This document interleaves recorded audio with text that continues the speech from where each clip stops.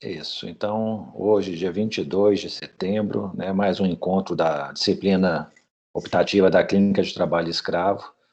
E o objetivo hoje é a gente tratar sobre a elaboração de uma denúncia e de uma defesa penal para podermos fazer uma das atividades previstas aí no nosso cronograma, que é justamente, né, elaborar uma denúncia baseada em relatórios de fiscalização relativos à fiscalização de trabalho escravo e também preparar uma defesa para essa denúncia que será elaborada.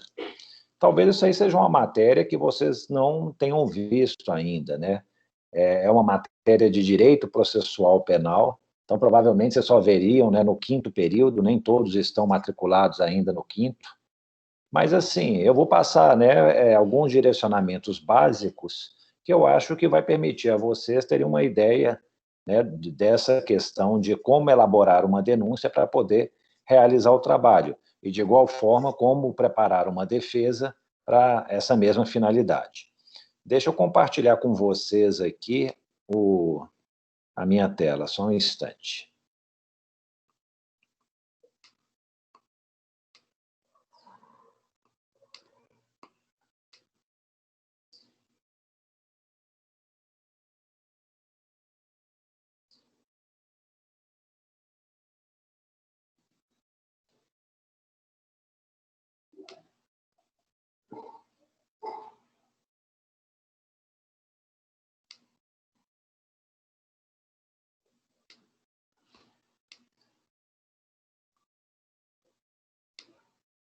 Estão vendo aí minha tela?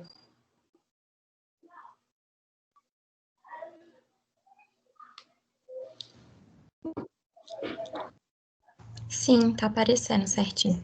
Tá, ótimo. Então vamos lá.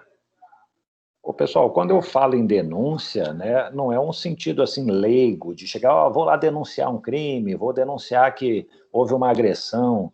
A denúncia, ela é uma petição inicial, é um pedido formal, né, que se faz, e isso aí é aquela petição inicial do processo criminal. Todo processo criminal ele vai se iniciar com uma denúncia, né? Então, esse é o nome técnico da peça processual. Quem elabora a denúncia é o promotor de justiça, é o procurador da República, depende, né, da competência, se é uma competência federal, se é competência estadual para fazer isso, né? Não sei se todos sabem, mas assim, promotores de justiça atuam em crimes relacionados à competência da justiça estadual, né? E procuradores da República atuam em crimes relacionados à competência da Justiça Federal. Então, assim, a denúncia ela tem alguns requisitos básicos, né? Se nós olharmos aí o Código de Processo Penal, nós vamos ver lá no artigo 41 desse Código de Processo Penal, né, quais são os requisitos que uma denúncia precisa conter. E aí, assim, o que a denúncia precisa... Deixa eu ver aqui se... o que a denúncia precisa conter para poder preencher esses requisitos? Uma coisa básica que toda denúncia tem que ter: a qualificação, a identificação de quem vai ser acusado. Então, assim, é necessário que você mencione, ó, essa acusação é feita contra João Francisco da Silva, ele é brasileiro, casado, médico, CPF, carteira de identidade, residente na rua tal, nascido em tal data. São informações importantes, né, que o Ministério Público precisa colocar na denúncia para saber contra quem vai ser direcionada essa ação criminal. Além da qualificação, é preciso que haja também a narrativa dos fatos. Então, assim, uma denúncia ela é marcada por uma narrativa. Aqui, ó, no dia 5 de dezembro de 2015, às tantas horas, em frente à Faculdade de Direito do FMG, fulano de tal, né, que é o acusado, subtraiu o carro de Beltrano, estava estacionado mediante ameaça de arma de fogo, né, a vítima se rendeu, entregou a chave do carro, e por aí vai, narra os fatos. E, ao final, na denúncia, ela é feita a capitulação jurídica do fato criminoso. Ó, agindo dessa maneira, fulano de tal, ele praticou o crime previsto... não, eu não mudei o slide, não, sim, é porque ainda, essa parte ainda é só uma introdução. Então, assim, agindo dessa maneira, né, fulano de tal praticou o crime previsto no artigo 157 do Código Penal. Então, basicamente, a denúncia vai ter que ter esses requisitos, né? Tem que ter a qualificação do acusado, tem que ter uma narrativa dos fatos, tem que ter a conclusão dessa narrativa, agindo dessa maneira, praticou o crime X. E também é na denúncia que o Ministério Público pede as provas, né? Ele vai indicar lá, ó, preciso de ouvir testemunhas. Se for caso de ouvir testemunhas, tem que indicar todas as testemunhas, né, com endereço, tudo, para poder ser ouvido. Se vai querer uma perícia, vai querer algum outro tipo de prova, ele também faz o requerimento na petição inicial, né, da ação penal, na denúncia. E aí nós vemos aí a seguinte situação: que cuidados especificamente, né, para elaborar essa peça nós precisamos ter? Eu acho que é muito importante vocês fazerem meio que um checklist, né, das coisas que precisam conter na denúncia. Então, por exemplo, né, como eu mencionei para você, a qualificação, os dados pessoais do réu, isso é importante. Quando tem muitos réus que praticam muitos crimes, é preciso ter cuidado com isso, porque para cada réu você tem que descrever a conduta que ele fez, e para cada crime praticado tem que falar qual é o crime. Não é chegar e falar assim, o réu fulano praticou o crime de furto. Não, isso não é uma denúncia. Você tem que descrever a conduta que gerou esse crime de furto. Ele subtraiu às tantas horas em tal lugar, qual que é o bem que ele subtraiu isso, qual que é a vítima que foi lesada, é fulano, né? Isso aí foi recuperado, não foi devolvido, né? Então, assim, tem que ser mais detalhista. Mencionar local, é importante na denúncia você indicar o local em que o crime ocorreu, para a gente saber qual que é o juiz competente.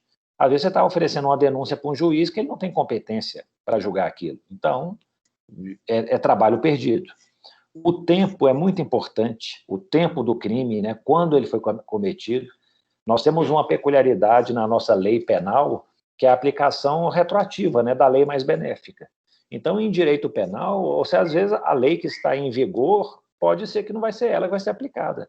Nós vamos talvez aplicar uma lei anterior, dependendo, a gente aplica a lei futura, que entrou em vigor posteriormente, mas que é mais benéfico. Então, nós temos que saber o tempo em que o crime aconteceu, para saber, né, qual lei aplicar e conhecer também as possíveis mudanças legais que advirão e que podem ou não ser introduzidas.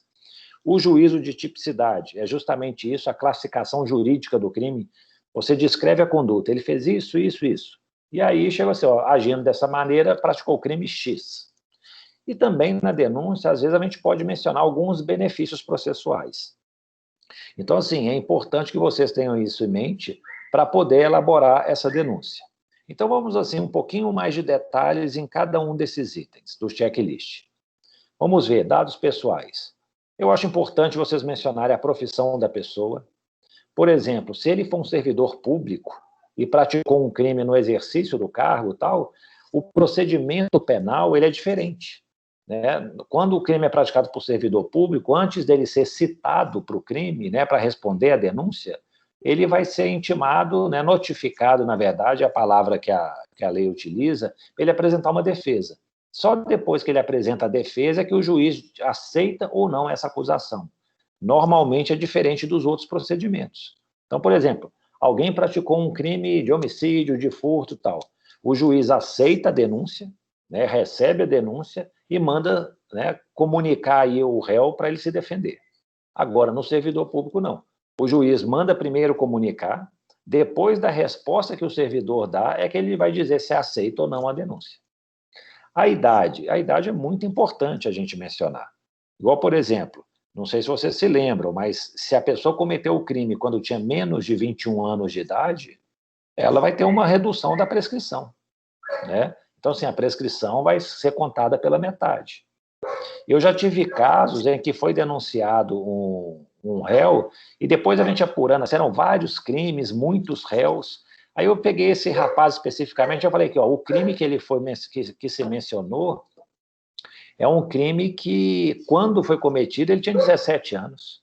O Ministério Público não prestou atenção nisso. Então, assim, ele era inimputável, ele não podia ter sido acusado pela prática desse crime.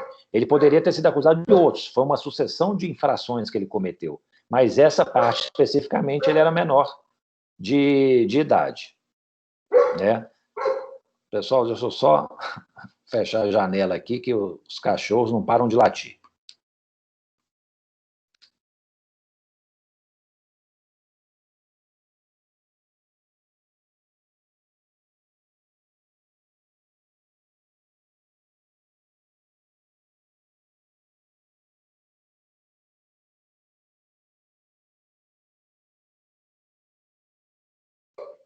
Então, continuando, vamos lá. Então, assim, saber quando aconteceu isso é muito importante. Eu já tive uma situação em que foi oferecida uma denúncia contra um senhor que ele já tinha 80 anos de idade. E também, para quem tem mais de 70 anos, na data da sentença, a prescrição vai pela metade. Então, no momento em que ofereceu a denúncia, ele já estava prescrito o crime, que a prescrição contava pela metade.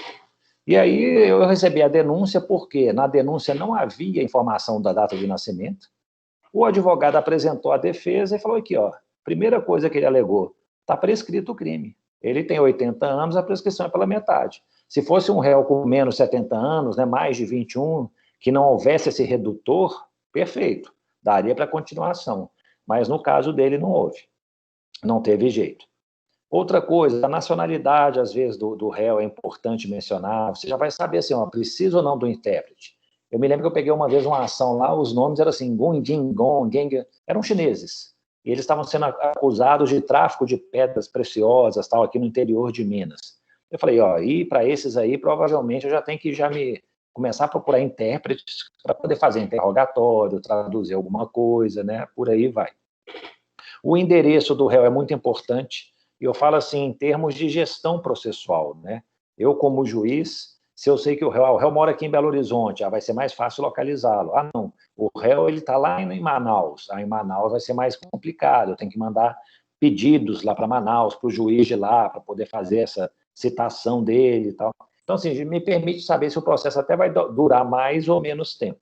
Ou seja, quanto mais informações houver sobre o acusado, é melhor conhecimento que você tem, né, sobre ele e sobre o processo em si, sobre o futuro desenvolvimento dele. Então, vocês vão ver, né, nesse exercício que vocês vão ter que fazer, nessa atividade, pessoal, existem 3 relatórios de fiscalização do Ministério do Trabalho, né? Nos 3 está relacionada à prática do crime de redução à condição análoga de escravo. Vocês vão ver se realmente é caso de denunciar por isso ou não, se há outros crimes, né? Vocês vão fazer essa análise.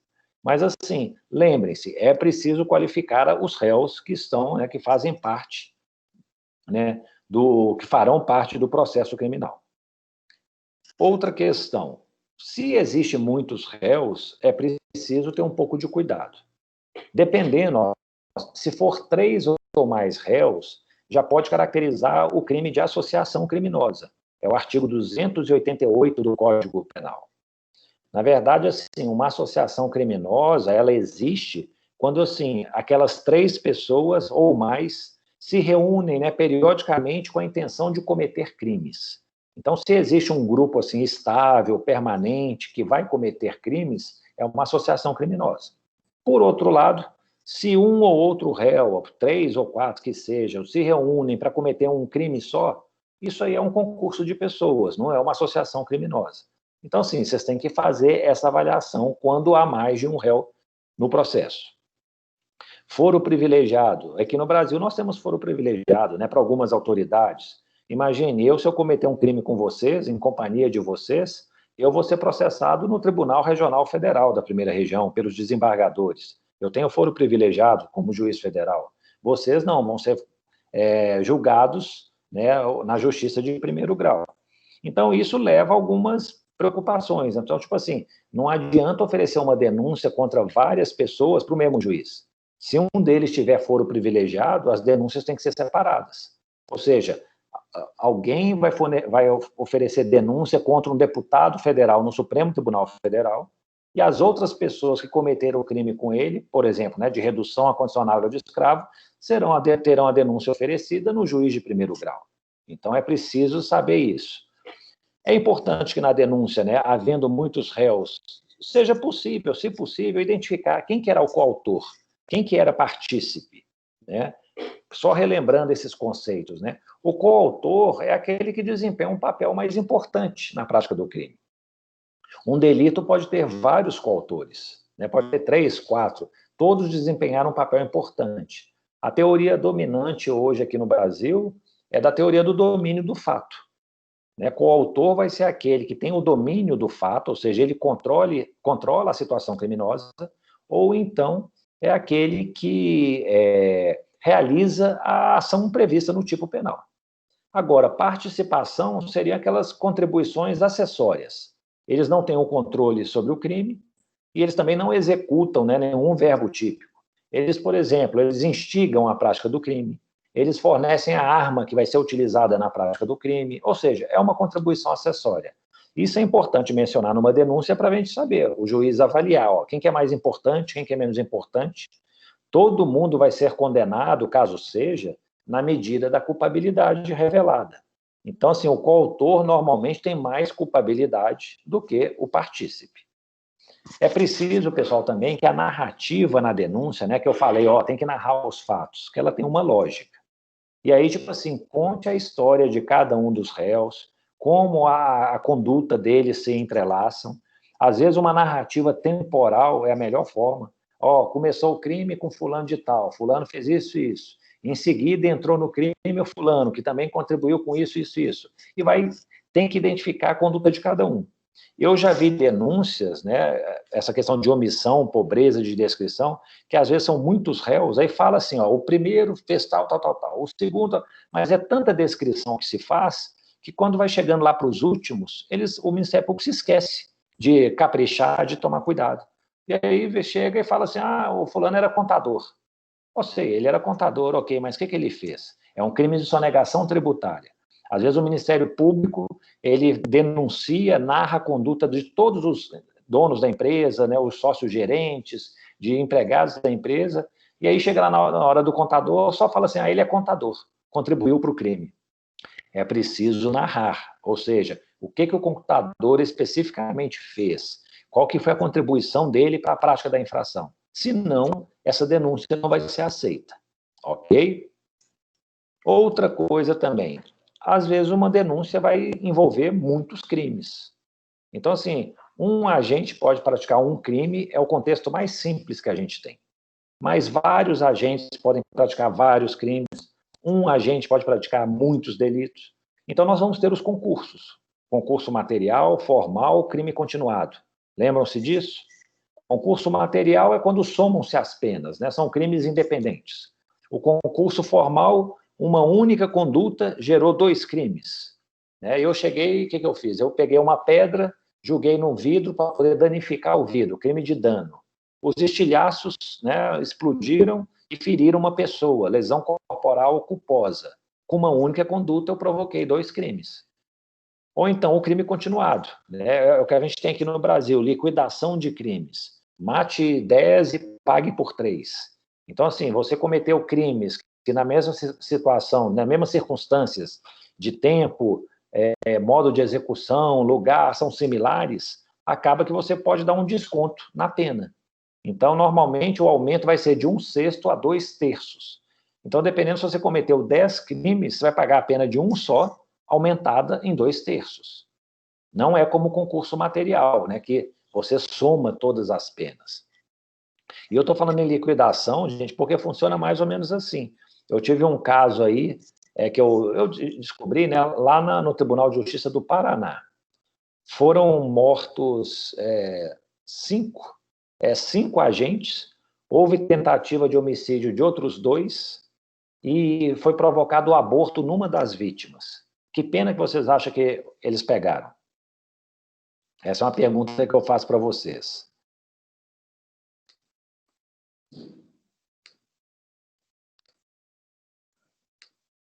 Imagine a seguinte situação.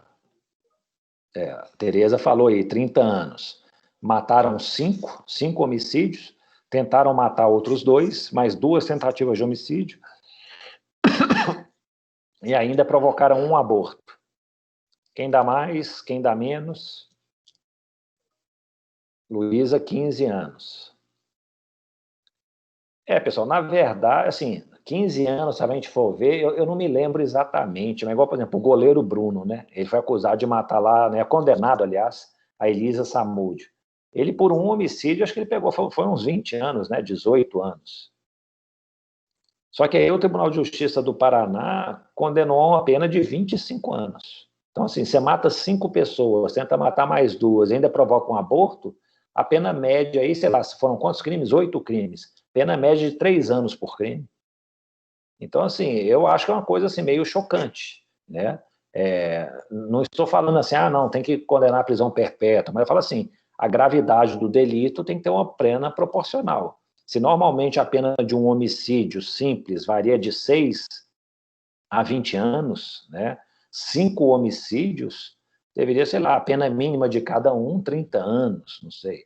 Mas acabou que mais 2 tentativas, mais o aborto, acabou com 25 anos. Isso em razão do crime continuado, né? É uma ficção jurídica, um benefício que a legislação penal prevê, né, e que se aplica aí como causa, né, vai ser uma causa de redução de pena, né? Eles falam de aumento de pena, mas na verdade acaba que é uma redução. Outra coisa, dependendo de quantos crimes houver, vai ter ritos diferentes.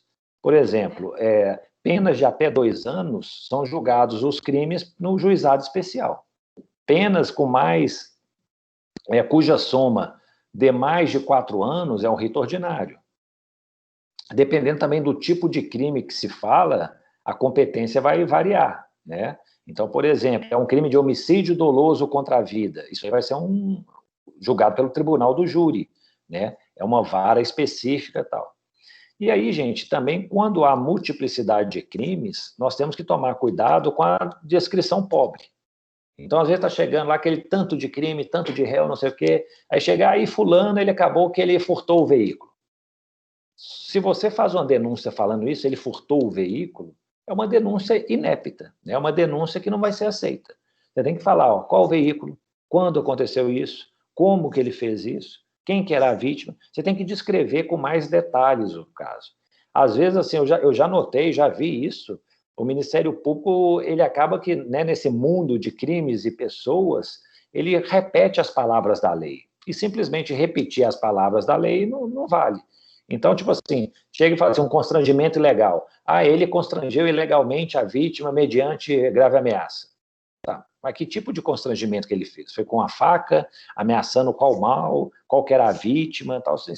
Não basta repetir a palavra do tipo penal. E, por último, o alguém, né? Quando você comete um homicídio, é matar alguém. Você tem que descrever na denúncia quem foi a vítima.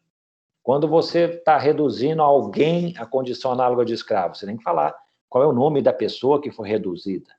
Eu já peguei denúncias por trabalho escravo em que o Ministério Público se esquecia de falar quem eram as pessoas reduzidas à condição de escravo.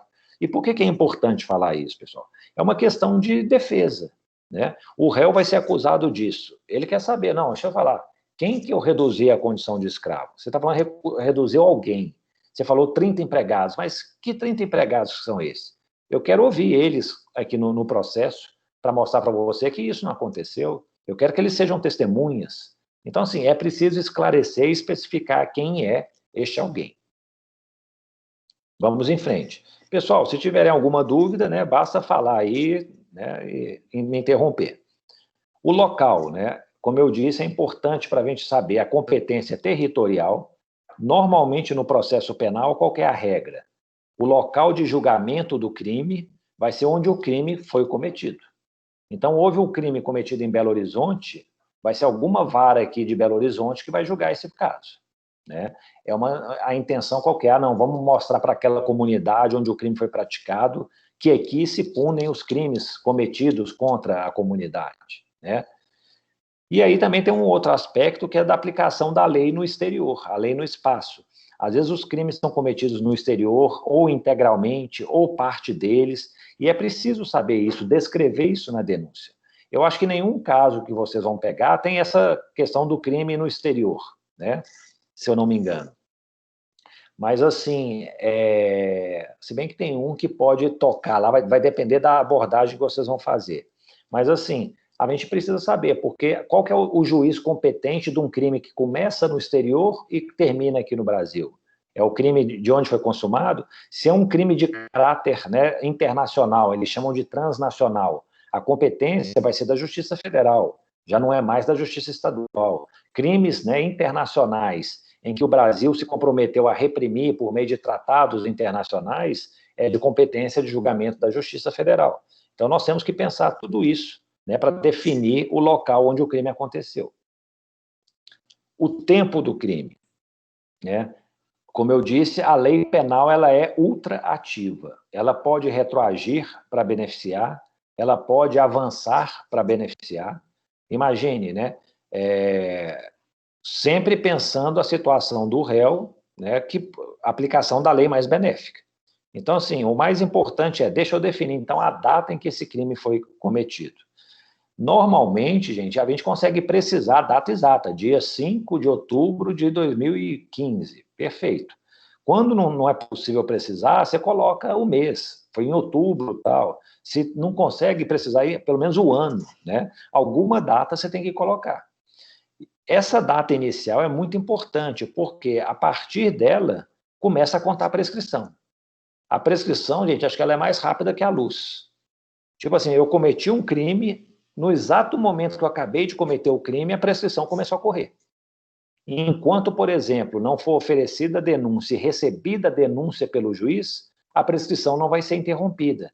Isso significa o quê? Se demorar muito tempo, do crime praticado até a data do recebimento da denúncia, prescreveu.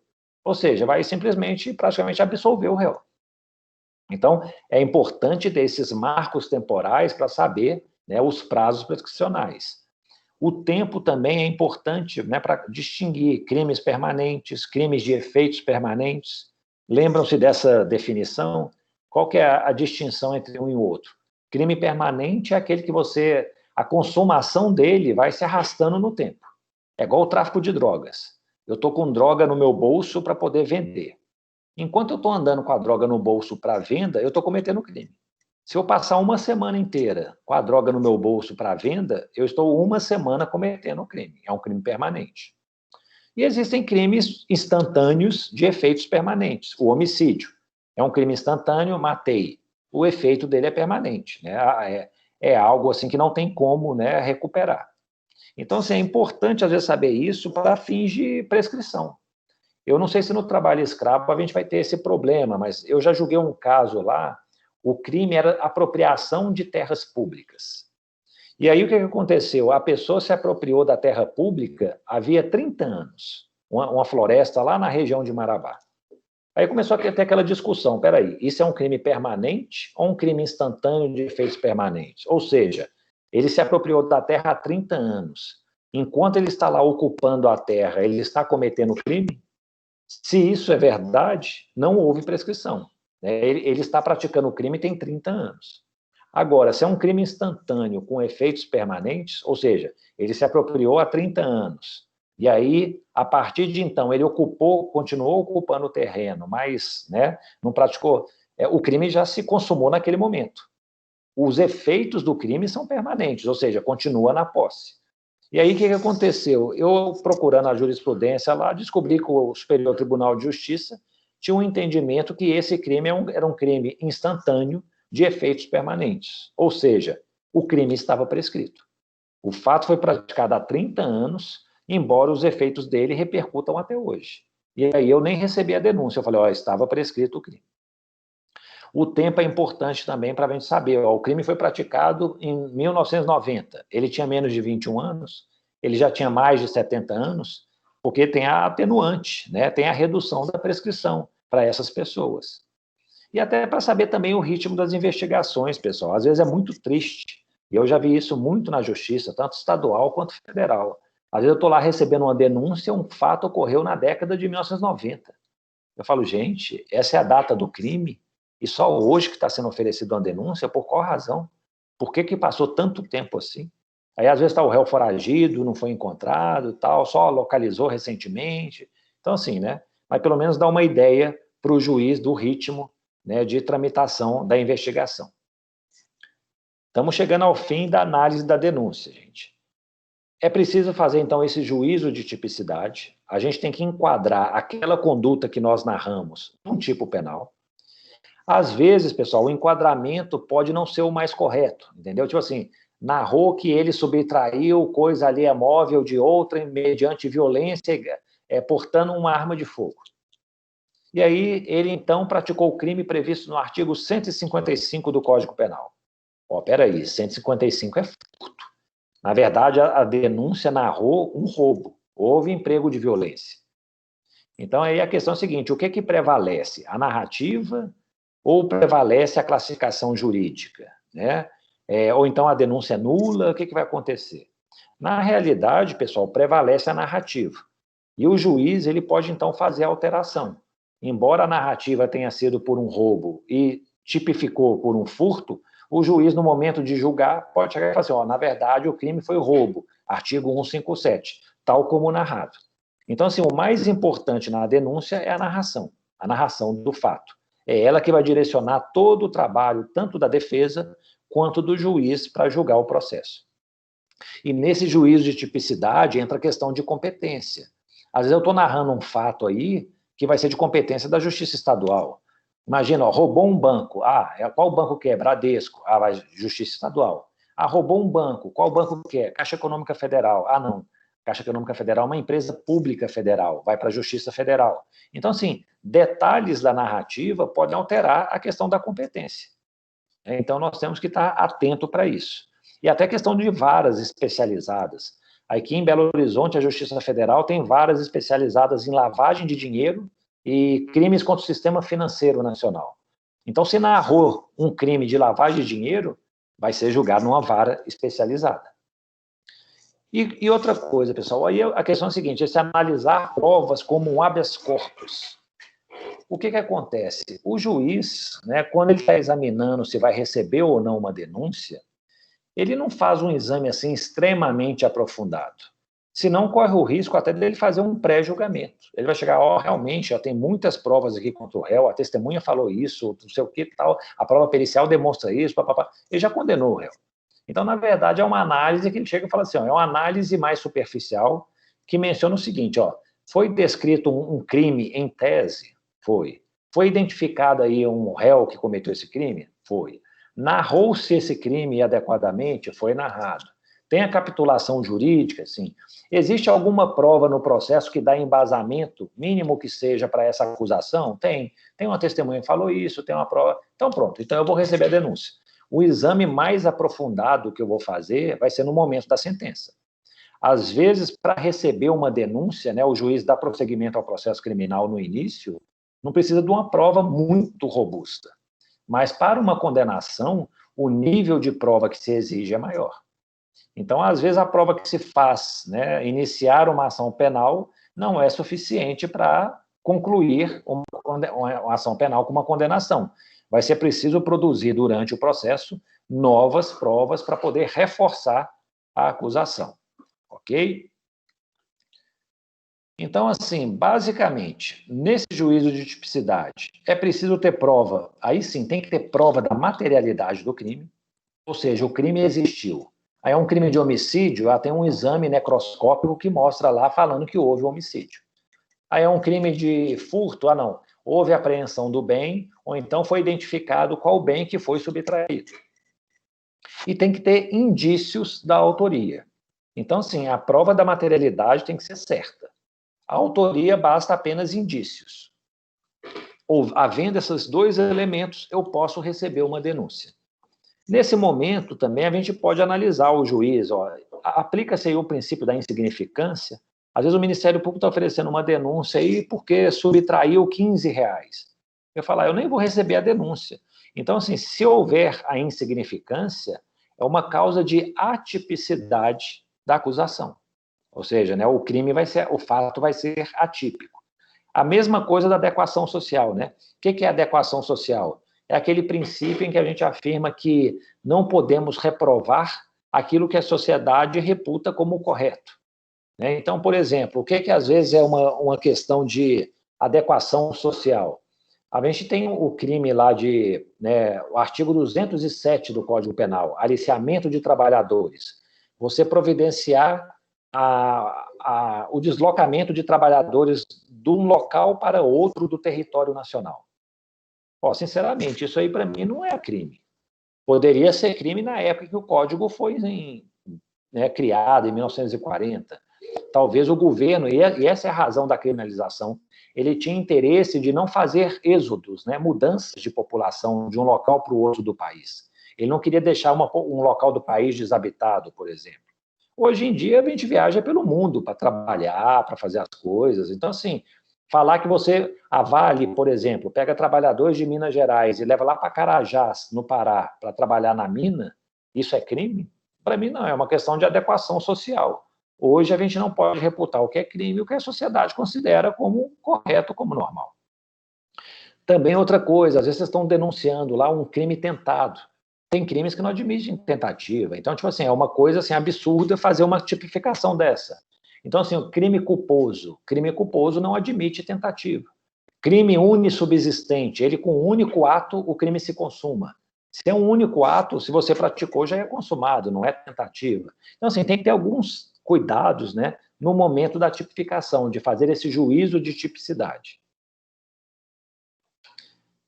Existe também requisitos formais, isso aí é fora, assim, da denúncia, Imagina assim, você elaborou uma denúncia perfeita, com todos os requisitos, tal, mas, para que a denúncia seja aceita, por exemplo, é um crime tributário, sonegação de tributos, eu tenho que ter um crédito tributário constituído. O que isso significa? Significa o seguinte, imagine que eu soneguei impostos, aí a Receita Federal vai mandar uma notificação para mim, você não pagou o imposto. Aí eu vou e continuo não pagando. Aí ela manda depois uma notificação final falando que você não pagou imposto, você está devendo X, mais multa, mais juros, mais não sei o quê. Está constituído o crédito tributário contra você. Você é um sonegador de impostos. Somente quando a Receita Federal dá essa palavra final, o Ministério Público pode oferecer uma denúncia por sonegação de impostos. Isso é o que eles chamam de condição de procedibilidade. É um requisito formal. Então, assim, se o Ministério Público oferece uma denúncia contra alguém por sonegação de impostos, mas a Receita Federal ainda não se manifestou a respeito daquilo, o juiz não vai receber a denúncia. Falta a condição de procedibilidade. Tem uma questão de ação penal, sempre que envolver, pessoal, algum interesse da União, estados, municípios, a ação penal é pública e incondicionada sempre, essa disposição lá do Código de Processo Penal. Questão de ilegitimidade, isso aí é porque, assim, em processo civil, não sei se vocês já viram essa matéria também, discute-se muito, legitimidade passiva, legitimidade ativa, mas, assim, no processo penal é um pouco mais complicado. O que a gente acha que mais tem é ilegitimidade ativa que pode acontecer. Imagina, é uma ação privada, que se pune mediante queixa. A queixa, gente, é como a denúncia. Só que é uma petição inicial elaborada por um advogado. Então, assim, é um crime de ação pública, o Ministério Público oferece a denúncia. É um crime de ação privada, o advogado contratado pela vítima oferece a queixa. Então, assim, eles são correspondentes, Tem que ter os mesmos requisitos. Mas imagina que é uma troca, é uma ação privada e o Ministério Público oferece a denúncia. Ele é parte legítima, está errado. E vice-versa. É uma ação pública e o advogado oferece uma queixa, está errado. A vítima não pode oferecer a queixa, é a atuação do Ministério Público. Então, assim, normalmente, se ocorrer algum errinho, é nesses dois aspectos, mas é muito raro isso acontecer. Eu falo assim, é muita barberagem, se enganar dessa maneira. Não se esqueçam da denúncia de benefícios processuais. O Ministério Público, pessoal, ele não tem um papel só de acusar a qualquer preço, Ele exerce o papel de fiscal da lei, ele tem que cumprir a lei. Então, se ele verifica que naquele caso existe algum benefício que deve ser dado à pessoa, ele tem que oferecer esse benefício. Então, por exemplo, no juizado especial, são os crimes cuja pena máxima é até 2 anos. Ele vai oferecer uma proposta de transação penal. Se por acaso não fizer essa transação penal, que é um acordo, é muito simples. Chega o Ministério Público e fala assim, tem indício de que ele cometeu o crime e tal, mas eu ofereço para ele, para a gente arquivar o processo, que ele pague 10 cestas básicas. Se o réu concordar, pronto, arquivou o processo, acabou o crime. Ele pagou as 10 cestas básicas, está extinta a punibilidade. Então, assim, é dever do Ministério Público fazer isso. Se o réu não concordar com o acordo, aí não vai ter transação, aí ele oferece a denúncia, vai ter o processo. Uma outra figura é do artigo 89 da Lei 9.099 de 95. Essa lei é do Juizado Especial. Suspensão condicional do processo. O pessoal começou a perceber o seguinte, ó, não precisa julgar o processo até o fim, né, e até o fim com todos os processos. Tem crimes mais simples, mais brandos, a gente podia estabelecer uma combinação com o réu, ele cumpre umas condições, cumprido isso, a gente arquiva o processo. Vamos fazer isso? O crime não é tão grave. E aí foi estabelecida essa suspensão condicional do processo. O Ministério Público oferece a denúncia, o juiz recebe a denúncia, e aí, junto da denúncia, vai ter essa proposta. É mais ou menos assim, ó, o processo vai ficar suspenso por 2 anos. Nesse período, você tem que pagar a cesta básica, você tem que prestar serviço à comunidade. Se você não cometer nenhum crime a mais nesse período, passados os 2 anos, nós vamos arquivar o processo, está extinta a punibilidade. Se o réu concordar, está resolvido o problema. Então, assim, são benefícios processuais que devem fazer parte da denúncia. No primeiro, a transação penal é só se o crime é até 2 anos a pena máxima. Na suspensão condicional do processo, o crime tem que ter a pena mínima de até 1 ano. Então, não são todos os crimes. Por exemplo, o crime do artigo 149, ele não admite transação penal, a pena máxima são 8 anos, ele não admite suspensão condicional do processo, a pena mínima são 2 anos. Também, outra coisa, é a questão dos antecedentes criminais. Se ele tem antecedentes criminais, o réu, ele não pode receber a proposta de transação penal. Mas se ele tem antecedentes, ele pode receber a suspensão condicional do processo, não tem problema, entendeu? Então, vocês têm que avaliar isso, né? O juiz, eu já fiz isso, eu acho que ele pode decotar o excesso da denúncia. Às vezes o Ministério Público chega, tem uns procuradores da República, promotores um pouco mais rigorosos, que ele chega e fala assim, vou colocar aqui a acusação mais grave. Mas, às vezes, a acusação mais grave está exagerado.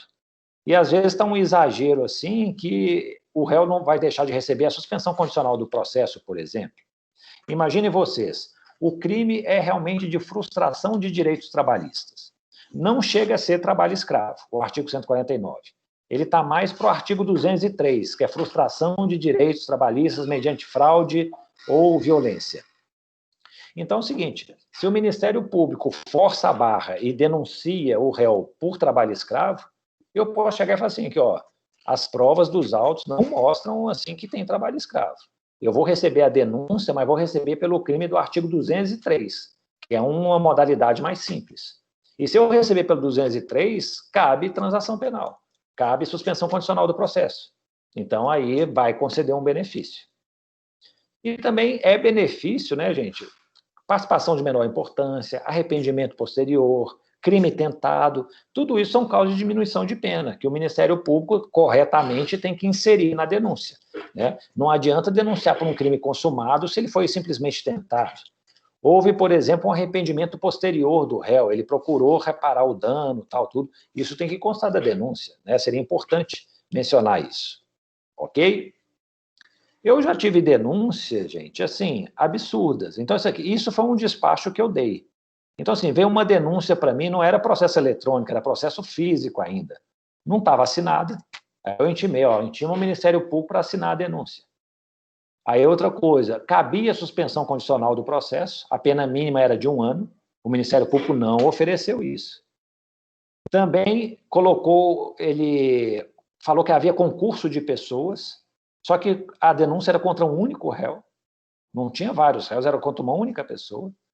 E, além disso, ele falou lá o negócio de valores, né, era uma questão de contrabando, né, de produtos. Na verdade, eles chamam de descaminho, né, quando você traz coisas, é mais comum, né, trazer do Paraguai, não pagar o tributo devido nem nada. E aí eles falaram num valor aí, mas que o valor era muito menor do que foi atribuído. E o Supremo tinha um entendimento de que, dependendo do valor, hoje, se for até 20 mil reais de tributos que não foram pagos, o Supremo fala que é princípio da insignificância. Eu acho isso aí um meio absurdo, assim, extremamente, muito estranho. Imagina, você deixou de pagar 20 mil em tributos, e isso é insignificância, mas é o que o Supremo tem decidido. Então, assim, era uma denúncia horrorosa, que eu cheguei e falei assim, ó, faça isso, corrija aquilo, tal. Eu poderia, talvez, ter até rejeitado a denúncia, entendeu? Simplesmente ter chegado assim, ó, a denúncia está inepta, não sei o que tal, rejeita a denúncia, não receba essa denúncia, vai ter que elaborar uma outra. Mas aí eu achei melhor para, né, fazer essa emenda, né, à denúncia inicial. Ok? Pessoal, como estamos aí? Alguma dúvida? Ficou alguma coisa pendente antes de nós falarmos sobre a defesa? Podemos dar continuidade? Deu para entender mais ou menos? Eu acho assim, eu vou deixar disponível lá no Moodle, vou ter disponível aqui no Teams mesmo, esses slides. Então, isso aí vai funcionar meio que como um checklist para vocês. Quando vocês lerem lá o relatório de fiscalização, né, eu já vi que vocês já se manifestaram, os 2 primeiros grupos de denúncia já estão preenchidos, né? Vocês já se inscreveram lá no Moodle. Então, vocês podem adotar aí esse PowerPoint como um checklist para vocês verem se estão realmente preenchendo todos os elementos necessários para oferecer a denúncia. Combinado? Como quem cala consente, ninguém se manifestou, vou então agora falar de defesa, né? Cuidados que temos que ter com a defesa penal.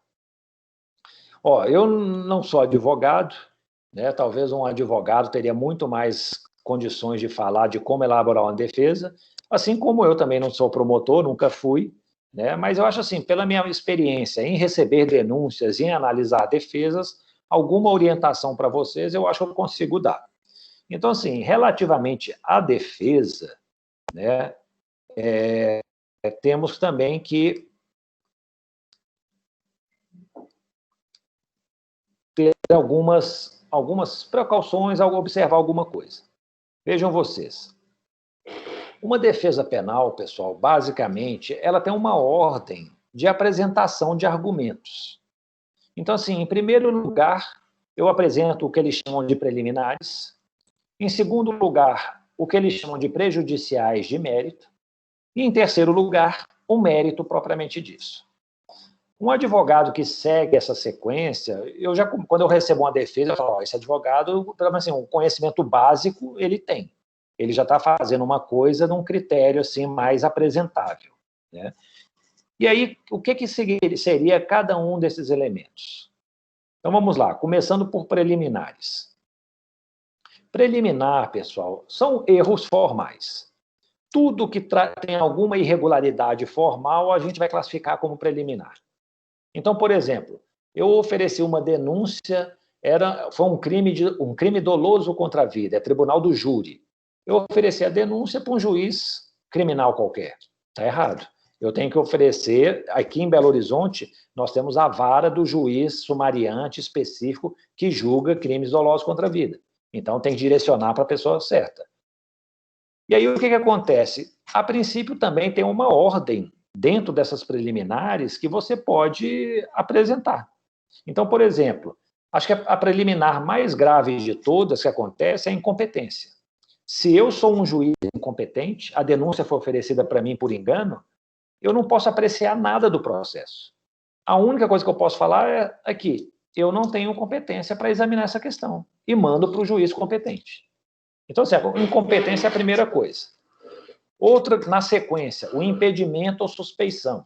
Impedimento ou suspeição é quando o juiz tem algum interesse na causa.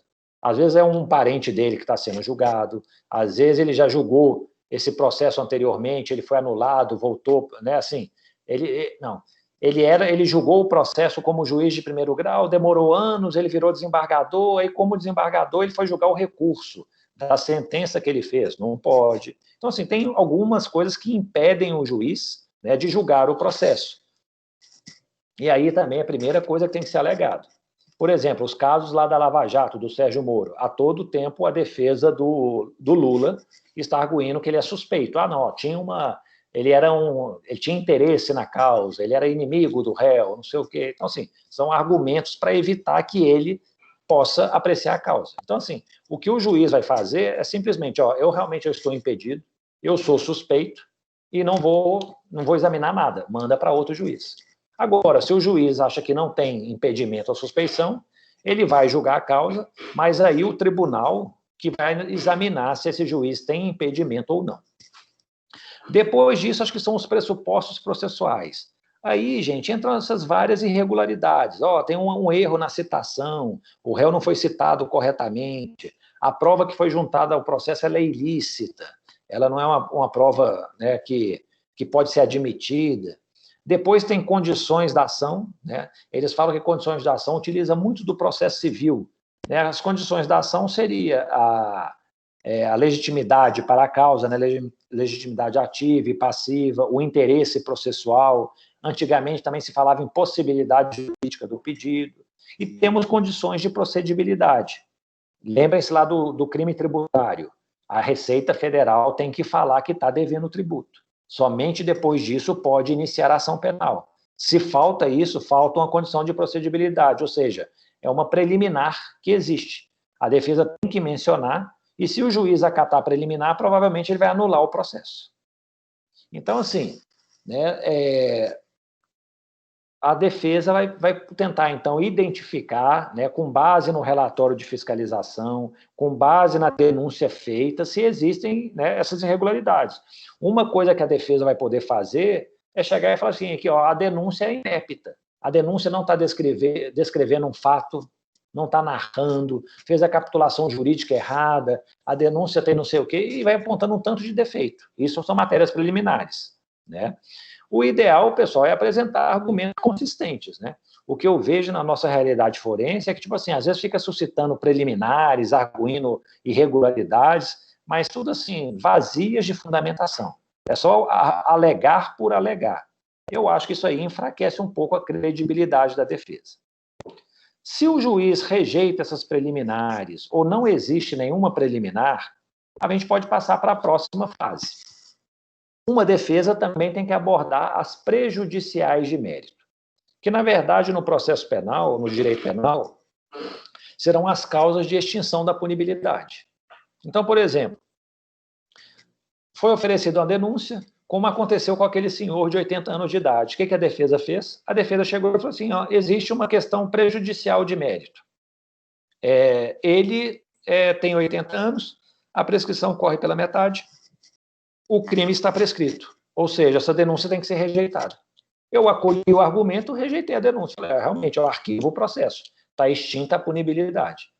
Então, causas de extinção da punibilidade, nós temos no artigo 107 do Código Penal, e tem uma ou outra espalhada aí em leis especiais, ou mesmo no Código, né? Mas, por exemplo, o óbito. Às vezes já aconteceu isso comigo também. Ofereceu a denúncia contra uma pessoa, mandou notificar lá na casa dele, fazer a citação, a família recebeu a citação, falou, morreu, contrataram um advogado, o advogado chegou lá simplesmente para juntar o atestado de óbito e falar que morreu. Ou seja, está extinta a punibilidade, não vai ter processo penal. Então, assim, a lei nova, né, que descriminaliza a conduta, imagine, alguém foi ser acusado por adultério. Em 2005, esse crime foi extinto. Então, aí ofereceu a denúncia, a lei veio em seguida, extinguiu o crime, e a pessoa chega aqui, houve a polícia crimes. A conduta já não é mais penalmente relevante. Então, extingue a punibilidade. Qual que é o efeito de uma sentença que extingue a punibilidade? É uma sentença como se inocente fosse. O réu sai do processo inocentado, praticamente. Não serve para reincidente, não serve como antecedente, não serve para nada. Então, assim, uma sentença que extingue a punibilidade tem o mesmo efeito de uma sentença que julga o réu não culpado, né, inocente, ok? Se por acaso não ocorreu nenhuma dessas situações, nós vamos para o mérito propriamente dito. E o que é o mérito, pessoal? Eu vou dizer se o réu é culpado ou se é inocente. Então, aí, nós temos aqui, basicamente, são 7 argumentos que estão previstos lá no artigo 386 do Código de Processo Penal. Eu posso, como advogado, chegar e falar o seguinte, em ordem. O fato não existiu. Ele está sendo acusado aí de ter subtraído esse bem, mas olha lá, o bem continua no local, não houve o fato. Está provado isso. Né? Imaginem vocês aí, e isso foi um caso, né? Recentemente aí na faculdade foi exibido, não sei se vocês assistiram, o caso dos irmãos Naves, né? Um filme antigo, e que retratam uma situação real. Eles foram 2 irmãos aqui em Minas Gerais, foram acusados de ter matado uma terceira pessoa que tinha acabado de vender um imóvel, estava cheio de dinheiro. E aí eles foram processados, foram torturados, confessaram mediante tortura a prática do crime, foram condenados. Um deles morreu na prisão e o outro, enquanto estava cumprindo pena, a suposta vítima reapareceu na cidade. Ele, na verdade, ele tinha vendido o imóvel, acho que era da família, ele não deu o dinheiro para ninguém, então ele fugiu. E aí, depois que ele voltou, que eles viram, não houve crime. Esse crime não existiu. Então, é uma forma de alegar como defesa. Posso também falar aqui, não tem prova de que ele participou do crime. Aliás, não tem prova, não. Está comprovado que ele não participou do crime. O crime ocorreu meio-dia do dia 5, e no meio-dia, no dia 5, ele estava lá em São Paulo dando uma palestra. Ele não tem nenhum envolvimento. Está provado isso. E aí tem a questão da falta de prova. Uma coisa é eu falar que está provado que o crime não existiu, está provado que ele não participou do crime. Outra é falar, não tem prova de que realmente houve o crime, que ele existiu. Não tem prova de que ele contribuiu para a infração. A maioria das absolvições no processo penal, pessoal, é por falta de prova. Não tem prova de que o crime aconteceu, não tem prova de que ele participou do delito, ou não tem prova suficiente para poder condenar. Podemos também alegar a atipicidade. Aqui, você está descrevendo essa figura aqui, mas isso aqui é uma conduta atípica. Você está falando que a fulana está sendo acusada aí de tráfico de pessoas e de exercício da prostituição. Prostituição não é crime no Brasil, então é uma conduta atípica. Ela até pode responder pelo tráfico de pessoas, mas não por prostituição. Posso também argumentar que houve causas de exclusão da ilicitude. Legítima defesa, absolvição, estado de necessidade. Quem mais lembra qual outra causa é excludente de ilicitude, além de legítima defesa e de estado de necessidade?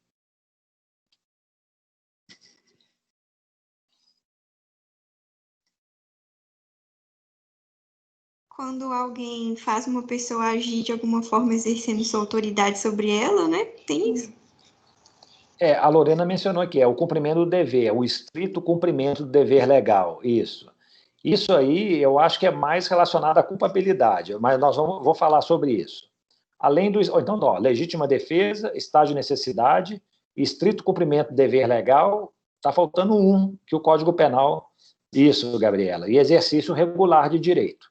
Uma outra causa que também eles falam, não está prevista no Código, é uma causa supralegal, ou seja, não está prevista em lei, é o consentimento do ofendido. Então, por exemplo, eu fui acusado de furtar o bem do João. Aí o João chega e fala assim, não, na verdade eu emprestei para ele o bem, ou seja, o consentimento dele afastou a ilicitude da minha conduta. E aí nós temos causas de exclusão da culpabilidade. O que vai ser isso? A inimputabilidade, ele é menor de 18 anos, ele reconhecidamente tem uma deficiência mental. Nesse caso, vai aplicar para ele uma medida de segurança, não aplica-se uma pena.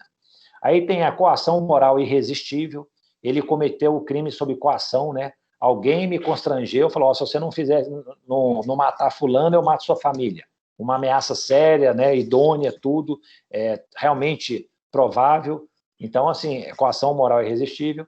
E tem a obediência à ordem hierárquica não manifestamente legal.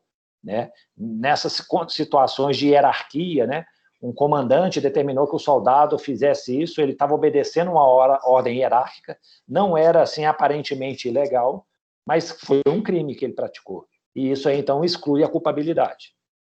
E, por fim, gente, o grande caso aí, assim, o grande guarda-chuva de absolvições é a prova insuficiente. Eu estou na dúvida aqui, não sei se o fato é típico ou não, eu estou na dúvida sobre se esse elemento do tipo foi realmente caracterizado ou não, eu estou na dúvida se ele agiu com dolo, eu estou na dúvida. Então, assim, havendo dúvida, é uma causa de absolvição, a prova não é suficiente. Qual que é uma peculiaridade da defesa penal? A defesa penal existe o princípio da eventualidade. O advogado, caso queira, ele pode alegar várias teses jurídicas, desde que elas sejam assim, um bom advogado ele sabe utilizar isso, desde que elas sejam compatíveis. Então eu posso chegar e falar assim, estou sendo acusado de homicídio, não é isso? Eu vou chegar e falar assim, aqui, esse homicídio não existiu. Artigo 386, inciso 1º. A vítima viajou, ela não deu notícia, sumiu, tal, não houve o homicídio. Aqui, mas se por acaso vocês acharem que houve um homicídio, o meu cliente ele não participou desse crime. Meu cliente estava lá em outro estado do país, estava trabalhando, tal, o crime supostamente ocorreu num dia tal, ele não tem nenhum envolvimento nisso. Mas se por acaso houve o homicídio e está sendo imputado isso ao meu cliente, eu digo que ele agiu em legítima defesa. Ele sofreu uma injusta agressão. Às vezes sou estranho, né, pessoal? Parece que assim, eu já vi defesas assim horrorosas, que eles começam a misturar tudo, ao mesmo tempo que fala que não houve o crime, houve lá na frente, não sei o que e tal. Mas assim, os bons advogados com experiência, eles conseguem, sabe, ajustar uma ou outra tese. Assim, primeiramente é essa, em segundo lugar é essa, é o princípio da eventualidade. Então a lei permite, e é comum que isso aconteça. Vocês podem apresentar mais de uma tese de defesa para ser acatada. Então, assim, um bom advogado, o que ele vai fazer? Ele vai chegar e falar assim, vim aqui no prazo apresentar minha defesa, a título de preliminares, eu vou alegar isso, isso, isso. Como prejudicial de mérito, ocorreu a prescrição, tal. Como mérito propriamente dito, eu vou negar a ocorrência negativa de autoria, ou vou alegar uma excludente de ilicitude, ou vou falar que as provas são insuficientes, tal. Então, assim, vai, né, trabalhando bem essa questão. Imaginem vocês, apesar de tudo que alegou, o juiz considerou o réu culpado. Falou, não, realmente, apesar de todos os argumentos, tal, eu vou reconhecer que houve a prática do crime, foi um ato típico, ilícito e culpável, o réu merece ser condenado. O advogado não desiste do trabalho, não. O que vai acontecer?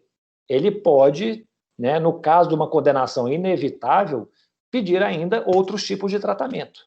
Então, por exemplo, ele pode pedir uma desclassificação. Imagine um caso de trabalho escravo, né? Não vou dar o exemplo de trabalho escravo, não, senão eu já estou até antecipando aí dicas para vocês. Mas, assim, ele foi denunciado por tráfico de drogas. Então, realmente, aqui, a droga foi encontrada com ele, tem testemunhas que falam que a droga estava com ele, tudo, tal. Ele até confessou que a droga estava, ou seja, não tem como falar que ele não portava droga. Só que ele pode chegar e falar assim, mas a droga não era para consumo alheio. A droga era para consumo próprio. Ele não era traficante, ele era um usuário. Então, eu quero que desclassifique do crime do artigo 33 da Lei de Drogas para o crime do artigo 28, que tem uma pena muito mais branda. Não tem nem pena de prisão, é pena de prestação de serviço à comunidade. Então, assim, dependendo, não houve um homicídio. A pena do homicídio é de 6 a 20 anos, né, um homicídio simples. Na verdade, houve lesão corporal seguida de morte. Ou seja, ele começou a agredir a pessoa e, em seguida, né, sem intenção, um crime pré-doloso, a morte ocorreu. Então, a pena é menor, se eu não me engano, acho que é 4 a 12 anos, ou 3 a 8, me esqueci. Então, assim, é uma forma de desclassificar. A defesa também pode pedir para aplicar a pena no mínimo legal, aqui, é réu primário, bons antecedentes, a pena é de 2 a 8 anos, aplica no mínimo, 2 anos. A defesa pode pedir para não aplicar agravantes, qualificadoras, causas de aumento, né? Tudo isso vai piorar a situação do réu. Então, fala assim, crime contra ascendente. Não tem prova de que eles eram ascendente. Essa relação de parentesco tem que ser provada por certidão de nascimento, não foi juntado no processo, então não se aplica agravante. Ou seja, o crime houve, mas é para tentar minorar as consequências dessa punição. Ou então, o contrário, pode pedir para aplicar as boas coisas, atenuantes, privilégios, causas de diminuição. Então, pode chegar e falar assim, realmente, aqui, ele confessou que cometeu o crime, mas ele cometeu um crime depois que a sua filha estava sendo atacada, tal. Realmente não foi uma legítima defesa, né? A agressão já tinha acabado, mas ele estava imbuído por um relevante valor social, relevante valor moral. É uma causa que vai reduzir a pena do homicídio. Posso pedir para substituir a pena privativa de liberdade por pena restritiva de direitos. Uma coisa é você cumprir 4 anos na penitenciária Nelson Hungria. Outra coisa é você cumprir 4 anos prestando serviço, né, para uma instituição beneficente, né? Então, assim, é uma forma de melhorar a situação do réu. Posso pedir para aplicar o regime de cumprimento mais favorável, né? Nós temos o regime fechado, semiaberto e aberto. E ainda a gente pode, ultimamente, está em moda aí falar numa prisão domiciliar. Então, eu posso chegar e pedir, Em vez de colocar o regime semiaberto, coloca o regime aberto. Em vez de colocar o regime aberto, põe na prisão domiciliar. E, por fim, o direito de recorrer em liberdade. Ah, foi condenado, pena máxima, não teve jeito, tudo aqui, ó. Mas ele não vai fugir, ele vai responder a todos os atos do processo, ele vai recorrer, ele quer aguardar em liberdade o julgamento do recurso. A defesa vai garantir aí, sei lá, mais 5, 10, 15 anos de vida livre para o réu, porque até o processo ser julgado definitivamente, né, transitado em julgado, às vezes vai demorar aí de 5 a 10 anos, 15 anos. Então, assim, todas essas formas são meios de atuação da defesa em benefício do acusado quando a condenação é quase certa, né? Ou seja, na realidade, pessoal, o advogado de defesa, ele não vai pensar nisso. Aí, se condenar, eu alego isso? Não, não. Ele já alega isso como padrão. Ele vai falar que agiu em legítima defesa, vai alegar preliminares, vai alegar prescrição, tal. E numa parte final, assim, da defesa, ele fala, ó, peço que aplique a pena no mínimo, peço que substitua a pena, peço que aplique o regime aberto e ainda peço que assegure o direito de recorrer em liberdade, independentemente, né, do resultado da sentença. Aí, quando a sentença vier, o juiz vai levar isso em consideração aqui, ó. Ele pediu para recorrer em liberdade, eu vou garantir isso. Aí ele pediu para substituir a pena, eu vou assegurar essa substituição. Então, assim, né, uma defesa tem muitas também manobras, né, possibilidades de trabalho para ou evitar uma condenação, ou, em sendo ela assim inevitável, pelo menos melhorar um pouco a situação processual do réu. Ok? Aqui, ó, próximos passos. Vou querer, então, que vocês acessem a unidade 4 lá do Moodle, né, do nosso curso. Lá tem um iquezinho lá que vocês vão clicar. Existem 6 grupos. Ontem eu vi que os 2 primeiros grupos para elaborar a denúncia já estão preenchidos. Então, tem um terceiro grupo para elaboração de denúncia e tem outros 3 para elaboração da defesa. Então, assim, todo mundo vai ter que se distribuir 6 integrantes por grupo, né? E aí, vocês vão se inscrever lá no grupo e já podem, o pessoal que é responsável por elaborar a denúncia, começar os trabalhos. Eu quero que vocês escolham, né? O grupo 1 vai trabalhar com o relatório 1, que está lá também na unidade 4. O grupo 2 trabalha com o relatório 3 e, obviamente, o grupo 3 trabalha com o relatório 3. Né? Cada um com seu respectivo relatório. A denúncia tem que ser elaborada até o dia 5 de outubro. Até o dia 5 de outubro, eu peço que vocês me enviem por e-mail, né? Tem o meu e-mail aqui da UFMG, chadad@ufmg.br. Ou então aqui no Teams, você pode me mandar aqui no Teams também, não tem nenhum problema. Chega para mim essa denúncia até o dia 5/10. Em seguida, eu vou abrir vista da denúncia para os outros 3 grupos de defesa, defesa 1, defesa 2, defesa 3, e cada um vai pegar a respectiva denúncia para poder elaborar a defesa até o dia 20 de outubro. E aí eu farei a avaliação desse trabalho, né, se eu não me engano, acho que são 20 pontos que vale essa atividade.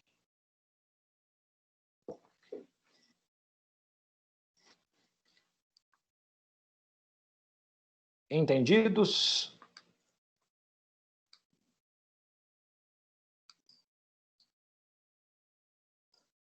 Sim, professor, tudo bem. Tudo ok, então? Alguma dúvida? Tudo ok. Tá. Eu vou disponibilizar agora, então, né, esses slides aqui no Teams, né, aliás, ele já está até disponibilizado, eu coloquei ontem à noite, se eu não me engano. Então, eu vou deixar disponível para vocês, isso aí vai servir como uma base para vocês fazerem o trabalho. Se tiverem qualquer dúvida, qualquer coisa, não se acanhem em me chamar aí pelo Teams, mandar alguma mensagem e tal, que eu estou à disposição para respondê-los. Ok? Essa aula eu vou deixar, então, disponível, vou subir lá no canal do YouTube, né? Tem um canal lá, Carlos Haddad, para os alunos que não presenciaram, né? Não puderam assistir agora, vai ficar lá o registro. E, assim, avisem a eles, né, que tem já um prazo correndo, é preciso fazer inscrição em cada um dos grupos para poder desempenhar essa atividade. No mais, né, nós nos encontramos daqui a 15 dias, né, o nosso cronograma está lá, se eu não me engano, acho que é 5 de outubro, não sei, tem que conferir. E aí, nessa próxima aula, o tema vai ser sobre a preparação para uma audiência simulada. Então, eu vou dar algumas noções de como é o processo penal, como se desenvolve o processo trabalhista, né? E aí vocês vão ter também uma ideia, tal como eu estou dando aqui, né, de como elaborar uma denúncia e uma defesa, para a gente se habilitar para o nosso encontro daqui a um mês, que vai ser a audiência simulada. Tá bom? Agradeço a presença de todos, então, né, e contem comigo aí. Um abraço a todos. Obrigada, tchau. Até logo.